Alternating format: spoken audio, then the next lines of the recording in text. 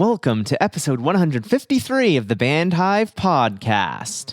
It is time for another episode of the Band Hive Podcast. My name is James Cross, and I help independent artists tour smart. This week on the podcast, I'm going to talk about how you can be a good opening act. So let's just say you've gotten some amazing news. You'll be opening for a national act that's coming through your local market. Congratulations! That's absolutely fantastic. And I have to say, opening for bigger bands is one of the absolute best ways to bring your music to a new audience if you do it right. And that's because to properly take advantage of opening a show, you have to set yourself up for success. And that starts before the date of the show. Now, keep in mind, these tips will really apply to any show you play, whether you're opening for a local act, headlining a show, or opening for a national touring band. But they are especially important when you are on a bigger stage in front of more people. So let's go through three main categories here. We have before the show, day of the show, and after the show. Starting off with before the show, the first and possibly one of the most important things is rehearse. Rehearse a lot. You really can't rehearse enough. You want to rehearse by yourself in front of a mirror, try your movements out, whatever you're going to do on stage, because if you're going to be playing a bigger show, or really any show, you want to have good stage presence. So rehearse. Then, when you're done rehearsing in front of a mirror, go rehearse with the band. Plan out your show. Play through the entire set a few times. Time your set. Time how long it takes you to set up and tear down your gear.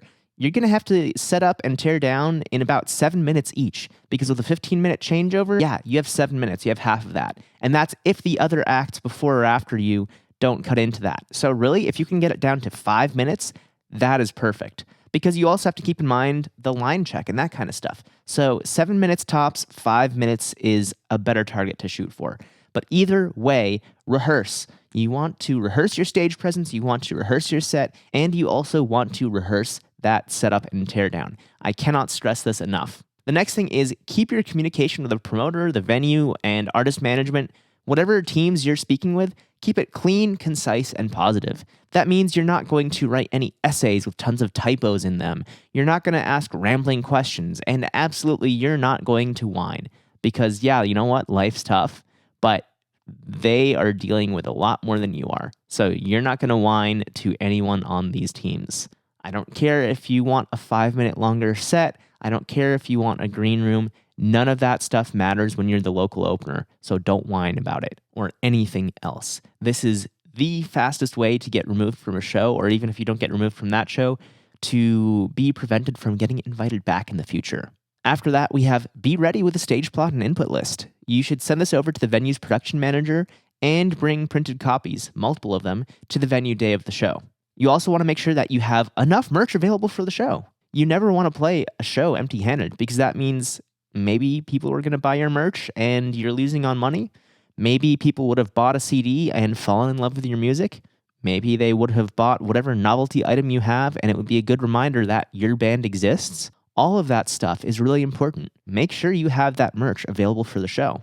This next one is something that I see a lot of artists mess up, and it's so easy. Promote the show. Even though the headliner is probably going to be selling most of the tickets, wouldn't you love to have your friends, family, and fan base at the show so you can highlight that, you actually have people who like your music? The more work you do on this, the more likely it is that the venue is going to invite you back in the future, or the promoter is going to invite you back in the future. Way too many bands think that opening for a national act means that they can show up and play without doing anything else, and that is absolutely not true. Because this is essentially a tryout. If you do well with this, you will get invited back on relevant shows in the future. So even if it's sold out, talk up the show. You can say, hey, it's sold out, but we'd love to see you there. If if you have tickets, we'd love to see you there. Come say, hey, come early, come see our set, all that kind of stuff. But most likely it's not sold out, because people don't add local openers to sold out shows, which means do whatever you can to sell more tickets. You don't even have to have tickets to sell, but you can say, get your tickets here. You just want to keep pushing the show as much as possible. Don't focus as much on other shows, and absolutely don't book any shows within a month or two within that same area, so probably about 50 miles. If it's not built into the contract as a radius clause, enforce that on yourself and say, we will not book any shows within 60 days either way and 50 miles. because that is one really good way to stop people from coming to that show by giving them another chance to see you somewhere else. The next thing is ask the folks you're in contact with what they'd like you to do to promote and make the show run as smoothly as possible. And chances are they'll tell you some areas to focus on. They'll say, hey, the headliner is doing ads, so don't worry about that, but can you hang up some posters in town? We'll give you posters. Or they'll say, yeah, we've had troubles with local bands doing XYZ in the past. Please make sure you don't do this. Whatever you can do to learn from this experience and make it as close to perfect as possible, because no performance, no show is ever going to be perfect. It's not possible. But if you can get as close as you can to that, that is the ideal. Another thing you can do, and really I think everyone should do, is hire a concert photographer to come to the show and get photos. Do let the venue know in advance that you're going to do this, because they might need to arrange for a photo pass. But either way, it's good to communicate this in advance so there's no confusion at the door. Now, I want to say this should be someone with experience in concert photography, not just a friend with a camera, because being a concert photographer is unlike any other photography gig. It's very different. You need to know how to work with low lighting. You need to work with changing colors. It's really important that you get somebody who's actually good at concert photography and not just somebody who says, oh yeah, I do portraits for my friends. Last but not least, hype up the show on your personal social media pages, not just the band accounts, also on your personal accounts. Whether it's Instagram, TikTok, Facebook, whatever you use, make sure you're posting about it on there.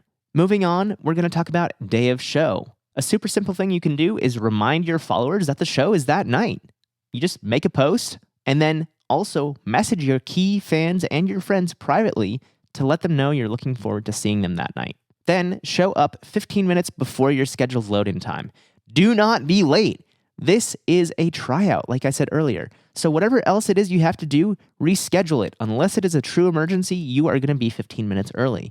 And a true emergency, that's something like a hospital visit, a trip to the vet because your dog ate something they shouldn't, that kind of stuff. So unless it is truly an emergency, figure it out and be there on time.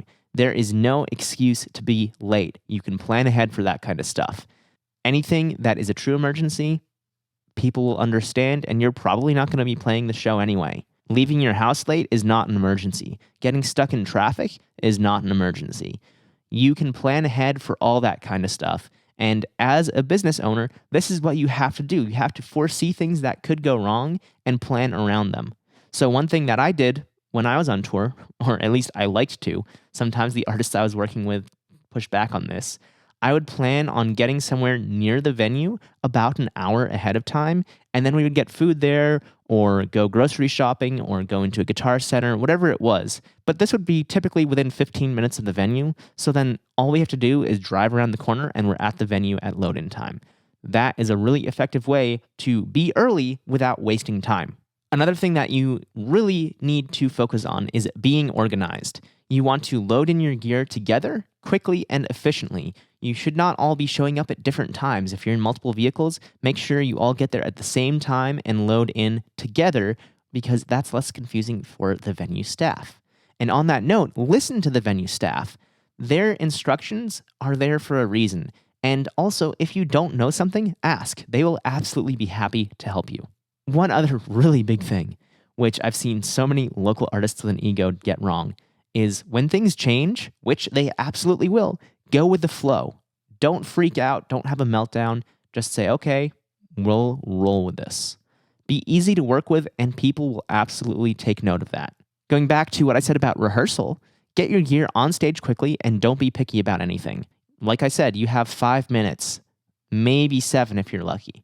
This means get your stuff on stage, set it up, and be ready. When it comes to your actual set, plan it to be 3 to 5 minutes shorter than the allotted time. Never go over on your set time, especially when you're opening for a national act, because the headliner's team will absolutely notice if you do, and it makes you and whoever got you on the show look bad, even if it wasn't your fault because your set got a late start for whatever reason. If the band before you played late or took forever taking their gear down, doesn't matter.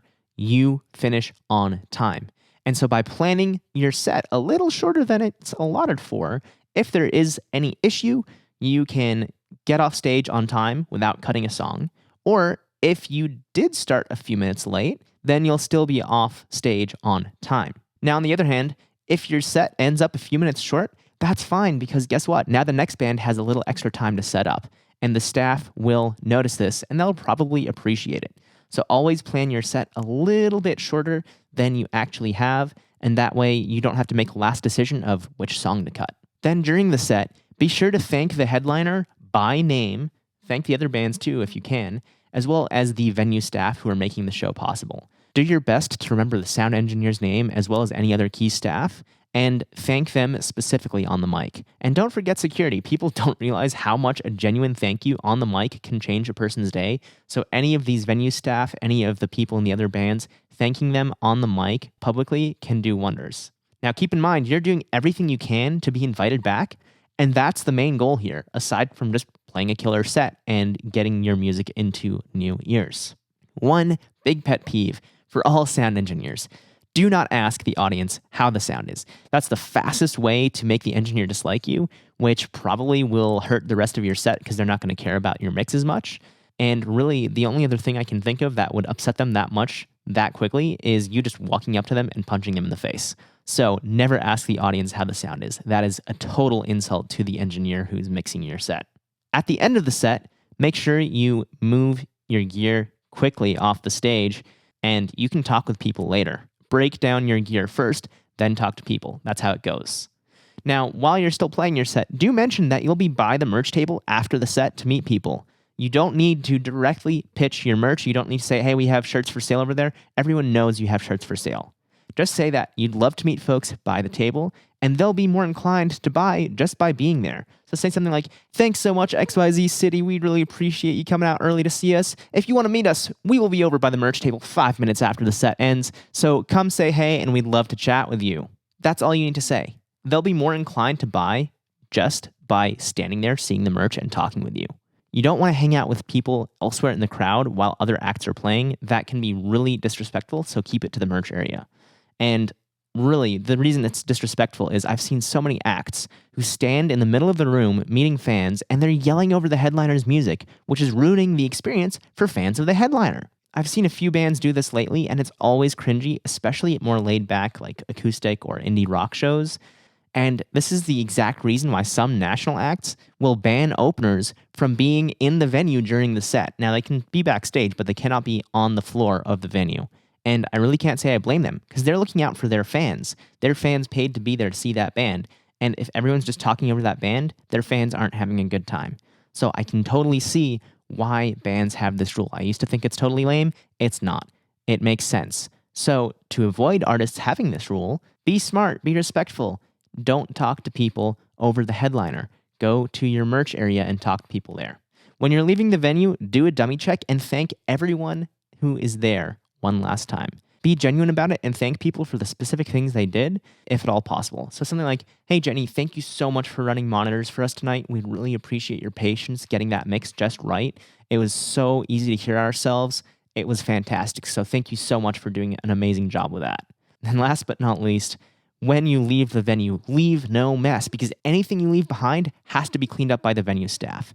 Especially if you're given a green room, make sure your trash and recycling are in the proper bins and that the room isn't going to need a deep clean before the next band can use it, because that's the last thing you want to do is make extra work for the venue staff. Moving on to part 3 of this episode, the very next morning after you open a show for a larger band, or really play any show for that matter, send an email to all the people you are in touch with and thank them for what they did for you. Don't just send one mass email to everyone. Send a personal email to every individual person and mention their specific role and what they did for you. This is a way to cement in their minds like, hey, this is a band we want to work with more. They appreciate what is going on. Now, obviously, you're not going to have everyone's email. That's fine. Send this to the people who you do have an email for because you were working with them before the show. You also want to make a post using the photos from your photographer, or at least one photo if they haven't edited all of them yet. Ask them to get at least one good shot to you that you can post the very next day. Tag the other artists, tag the venue, and thank everyone, including your fans, for coming out to the show. Because you want to say, hey, this show is fantastic. Look how cool it was. And kind of put the idea in people's minds of, if you didn't come to this, you missed out. And that will make them more likely to come next time. The other thing I want to say with content from this show is save some of it. You want to have content for future posts. So don't dump everything online at once Instead, save it for your content library.